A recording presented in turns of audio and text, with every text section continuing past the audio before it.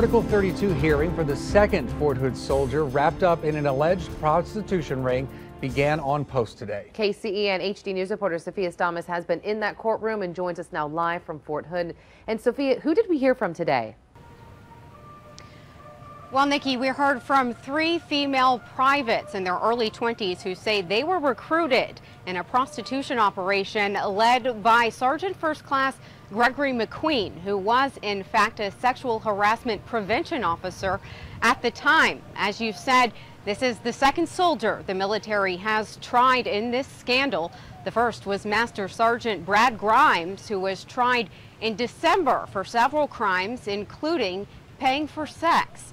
And he was only found guilty for planning to meet a prostitute and commit adultery. Today, the female private who testified about the encounter took the stand to talk about McQueen, the man she says set up the meeting.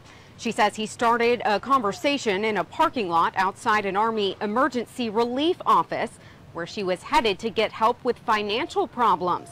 She claims he suggested having sex with higher-ranking officers to solve her money troubles, then arranged to discuss it at her house that night. The then 20-year-old says that evening, after explaining how it would work, McQueen asked her to act it out on him. Went out to get alcohol for the two of them and came back and drank with her and had sex with her. Then she describes it being set up with Grimes and having sex with him for $100. And she said, quote, meaning McQueen, didn't want me to say anything above $300 to $400 just so that they would follow through with it, end quote. Defense counsel Major Reyes Flores asked the witness several questions about her testimony and past, including times she lied to investigators before she was granted immunity in the case.